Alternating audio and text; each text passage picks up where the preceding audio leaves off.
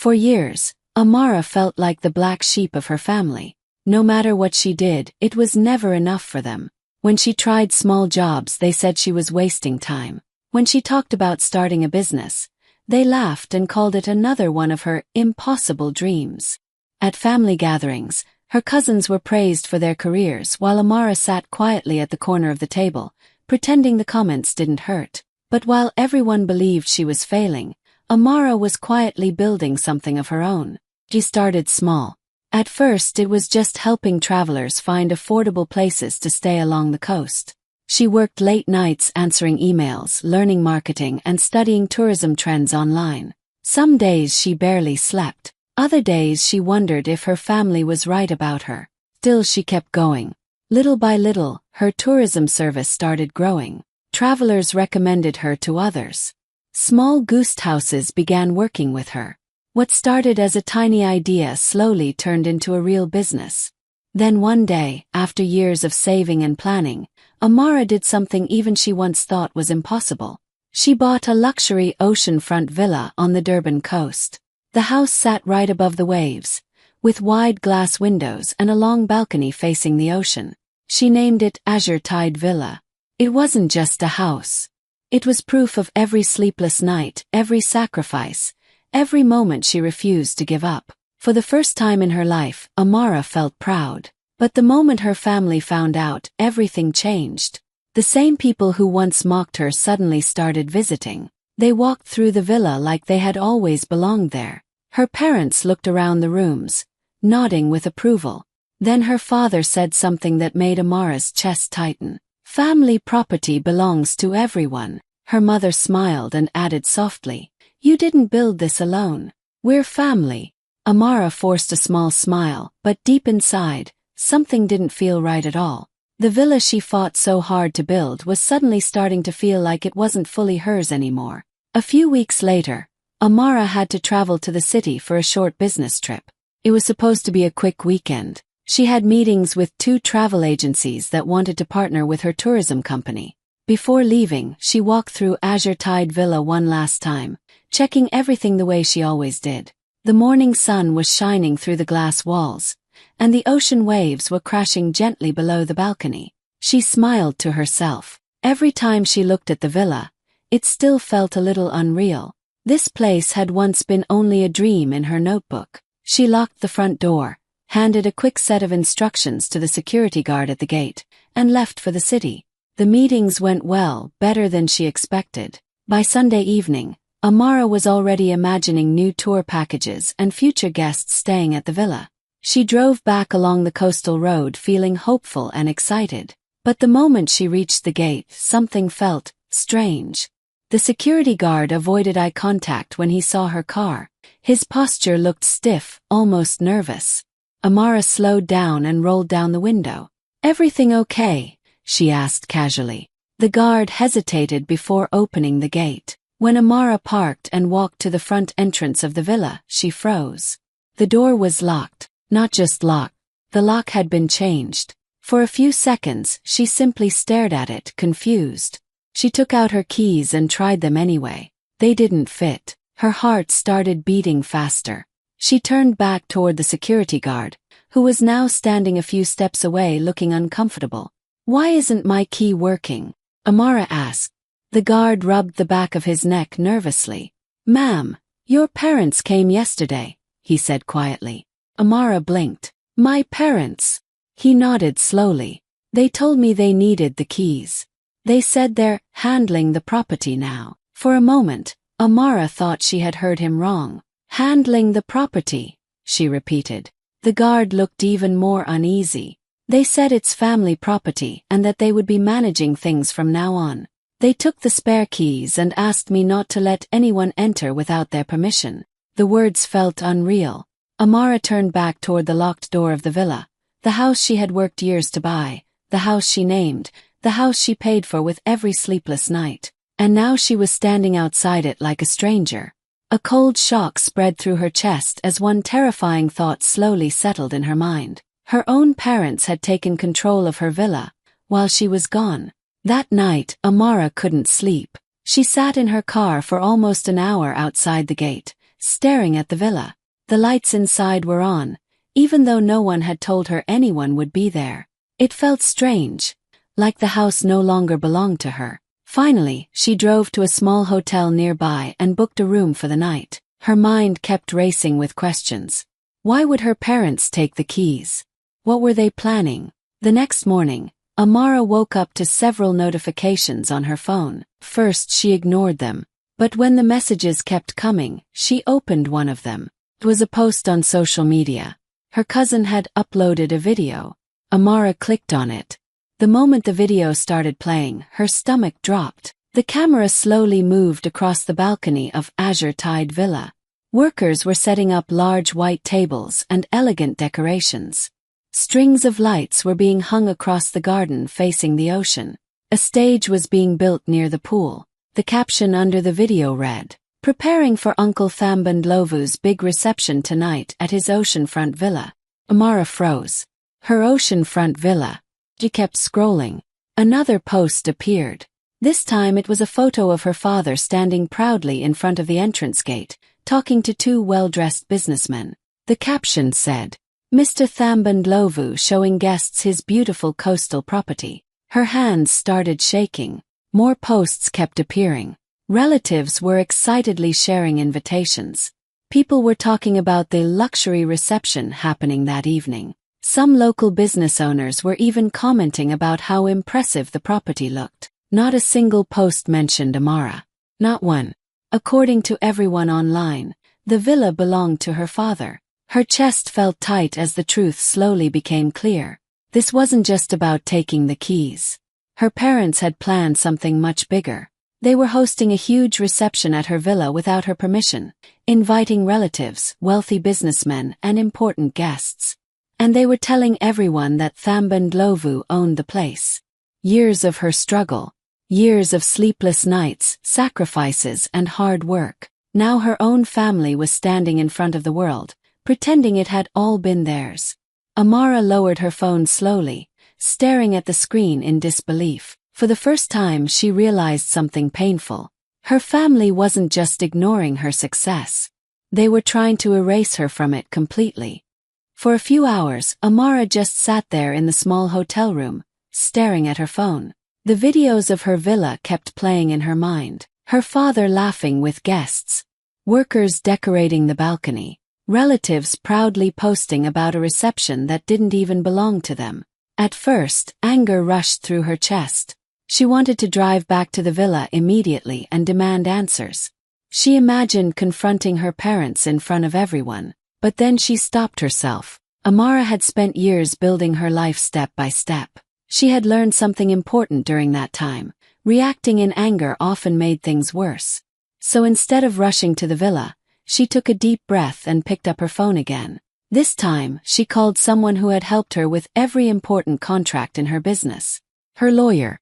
"Nia, I need your help," Amara said the moment the call connected.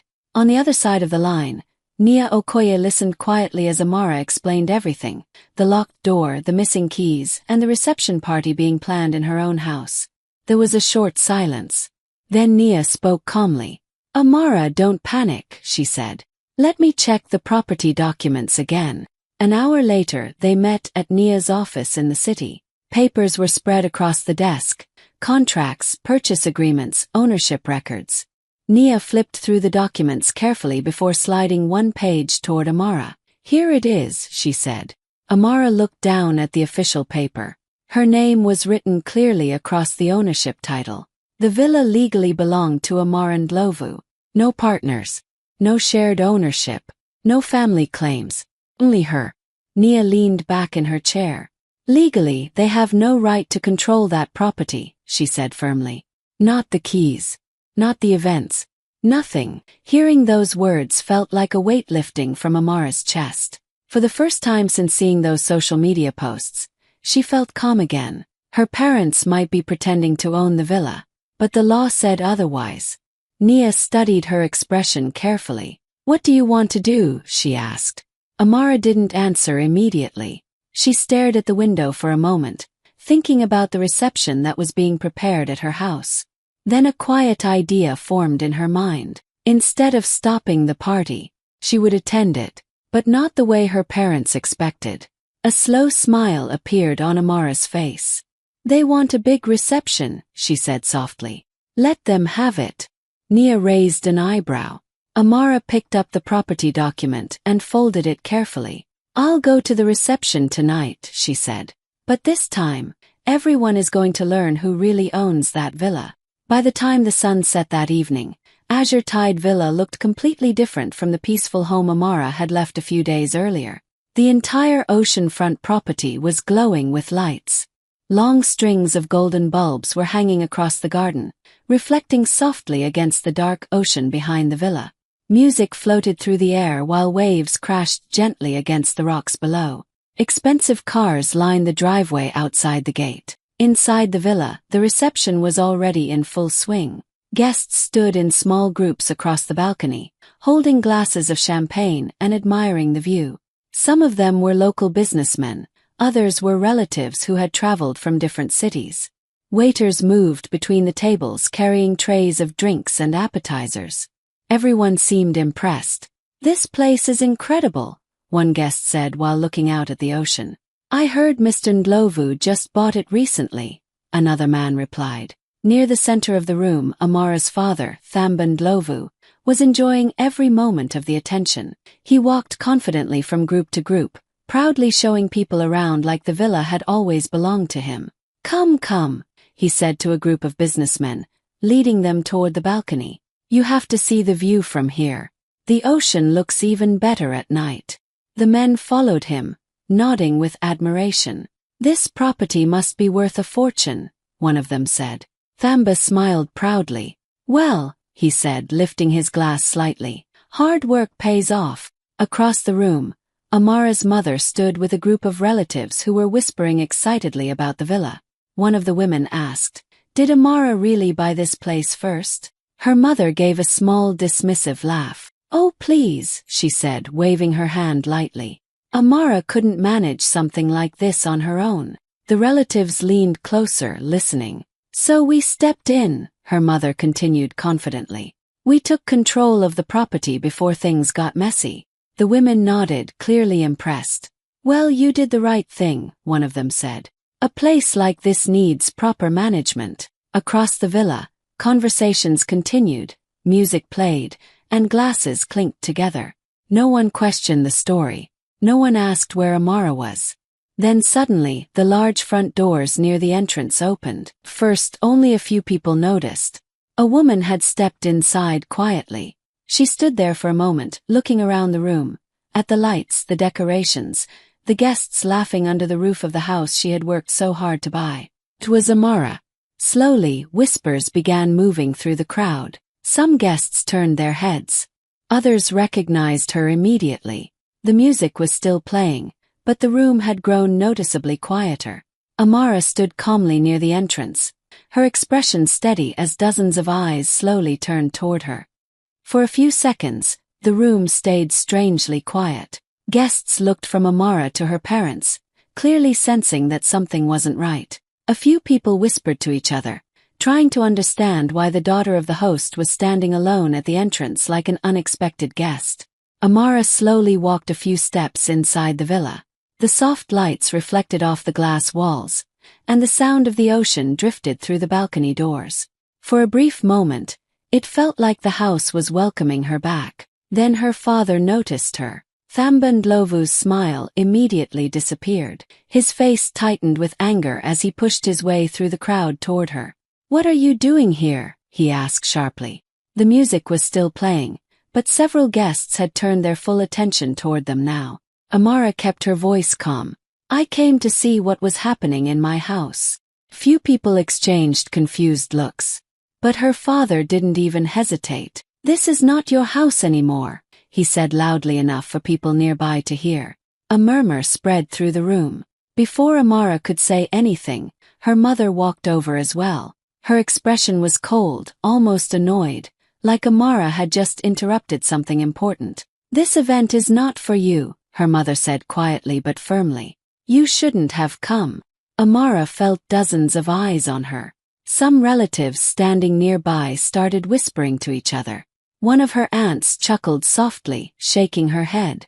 "I told you she would show up eventually," the woman muttered. Another relative laughed under his breath. Across the room, Amara's cousin Cabello leaned toward a group of young guests and whispered something with a smirk. "She lost the villa anyway," he said. "She just doesn't know how to accept it." A few of them laughed quietly. The humiliation spread through the room like a slow wave. People were staring now, not with respect, but with curiosity, almost like they were watching an awkward family drama unfold in the middle of the party. Some guests avoided eye contact with Amara completely. Others looked at her with pity. To them, the situation seemed simple. The parents were the powerful ones hosting the reception, and Amara was just the daughter who had somehow lost control of the property. Her father crossed his arms, clearly expecting her to leave quietly. "You're embarrassing yourself," he said coldly. "Go home." For a moment, the room waited to see what she would do. But Amara didn't move. She simply stood there, calm and silent, even while the whispers and quiet laughter continued around her. Because unlike everyone else in that room, she already knew something they didn't. For a moment, the room stayed tense and awkward. Amara's father was still standing in front of her with his arms crossed, waiting for her to leave. Around them, guests pretended to continue their conversations, but everyone was secretly watching the scene unfold. Then suddenly, the quiet atmosphere outside the villa changed. The sound of several car engines approached the gate. Headlights flashed through the large glass windows facing the driveway. One guest near the balcony frowned and looked outside. "More guests?" he asked. But these weren't the usual party arrivals. 3 sleek black cars slowly pulled into the driveway of the villa and stopped near the entrance. The music inside continued, but people were now turning their heads toward the doors. A few seconds later, the front doors opened again. This time, several people stepped inside. They weren't dressed like party guests. The first person was a tall woman in a dark suit carrying a leather folder. Behind her walked 2 men holding briefcases, followed by a pair of uniformed property officials. 2 professional security managers entered last, scanning the room calmly. The conversations around the room began to fade. Guests looked confused, whispering to each other. "Who are they?" someone asked quietly. "Are they part of the event?" another guest wondered. Across the room, Thambin Dlovu's confident expression slowly began to fade. His eyes followed the group as they walked inside. For the first time that evening, he looked uncomfortable. Amara, however, didn't look surprised at all. She simply watched quietly as the woman in the dark suit walked through the crowd with calm, steady steps. Some guests moved aside automatically to let them pass. Others stared curiously as the group crossed the room toward the small stage area where the microphone for speeches had been placed earlier. The woman finally stopped near the stage. She placed the leather folder on the nearby table and calmly looked around the room, her expression professional and composed. The property officials stood beside her. The security managers remained near the entrance. Now the entire room had fallen almost completely silent. People were no longer pretending to enjoy the party. They were waiting to understand why a group of lawyers, officials, and security staff had just walked into the middle of a luxury reception. Near the center of the room, Amara's father shifted uncomfortably. Something about the situation was starting to feel very wrong, and standing quietly near the entrance, Amara simply watched it all unfold, exactly the way she had planned. The silence inside the villa grew heavier as every guest watched the woman in the dark suit step closer to the small stage. She picked up the microphone calmly, her movements slow and professional. The soft music that had been playing in the background was finally turned off by one of the staff members. Now the entire room was completely quiet. The woman glanced briefly around the crowd before speaking. "Good evening, ladies and gentlemen," she said clearly. Her voice carried across the balcony and the living room. "My name is Nia Okoye, legal representative for Ms. Amara Ndlovu." A ripple of confusion moved through the guests. Some people turned their heads toward Amara immediately. Others looked at her father, trying to understand what was happening. Nia opened the leather folder in her hands and removed a set of documents. "I apologize for interrupting this event," she continued calmly. "But an important legal clarification needs to be made regarding this property." At the same moment, one of the property officials connected a tablet to the large screen that had been set up earlier for the reception slideshow. The screen lit up. A scanned copy of an official property title appeared. At the very top of the document, one name was clearly visible: owner, Amara Ndlovu. A loud gasp spread through the room. People leaned closer to the screen, whispering to each other. Nia's voice became firmer. According to registered property records, she announced, "This oceanfront villa is legally owned solely by Ms. Amara Ndlovu." The words echoed through the villa. For a moment nobody spoke. All eyes slowly moved toward Amara's father. Thamba Ndlovu stood frozen near the center of the room, staring at the screen as if he couldn't believe what he was seeing. The confident smile he had worn all evening was gone. His face had turned pale. Beside him, Amara's mother grabbed his arm tightly. "This can't be happening," she whispered under her breath. But the evidence was right there in front of everyone. The documents on the screen showed the purchase records, the legal title, and the official registration number. Every single paper carried the same name: Amara Ndlovu. Guests who had been praising Thamba only minutes earlier now looked at him with shock and confusion. Whispers spread quickly across the room. "So the villa isn't his. He told everyone he bought it. Wait, this whole reception is in her house." Slowly, the truth began settling over the crowd like a heavy wave. The luxury villa, the ocean view, the entire reception happening that night. It all belonged to the quiet woman who had been standing at the entrance the whole time. The room was still silent after the shocking announcement. Guests looked at each other, unsure how to react. Some avoided eye contact with Amara's father. Others whispered in small groups, trying to process what they had just heard. Amara stood calmly near the stage, her expression steady. She didn't raise her voice. She didn't celebrate. She simply spoke in a clear, firm tone. "This reception will continue," she said, "but under the real owner of this house." The words hung in the air. For a brief second nobody moved. Then security staff stepped forward. They approached Thamba Ndlovu and the small group of relatives and supporters who had helped organize the event.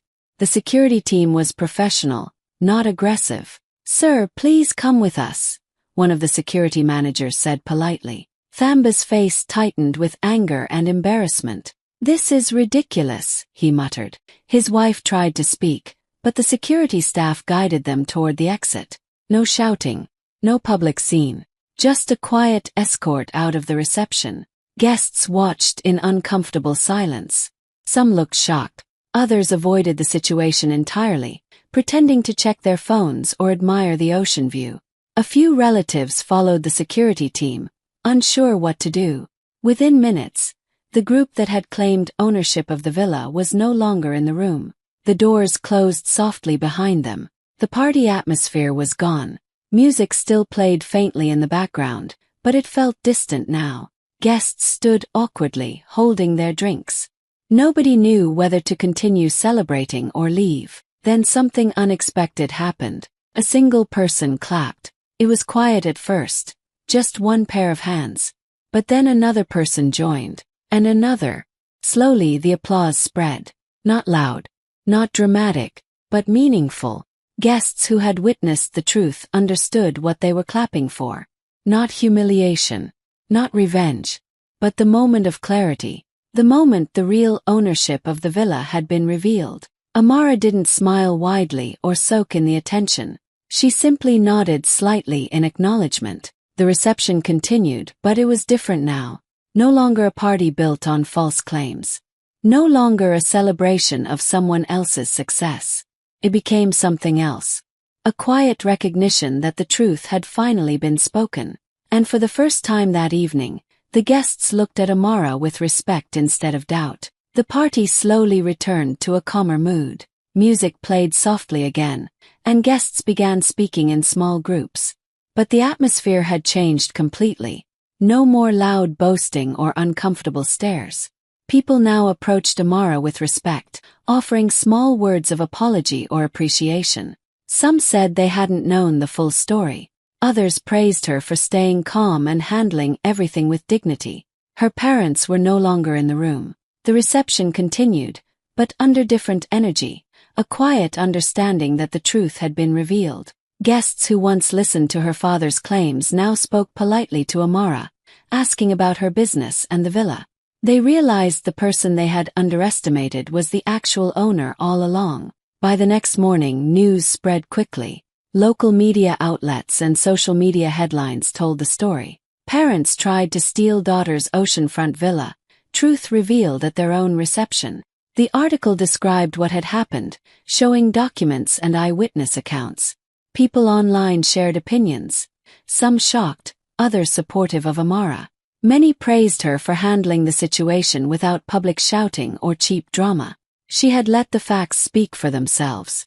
That evening, after everything was finished, Amara stood on the balcony of the villa. The ocean stretched out before her, waves glowing softly under the moonlight. A cool breeze moved through her hair. The same view she had dreamed of years ago was still there, but now it felt different. It wasn't just a house. It was proof of her journey. Every struggle, every late night, every moment she refused to give up. She looked out at the water and smiled quietly. They stole my keys. The words echoed in her mind, but they never owned the door.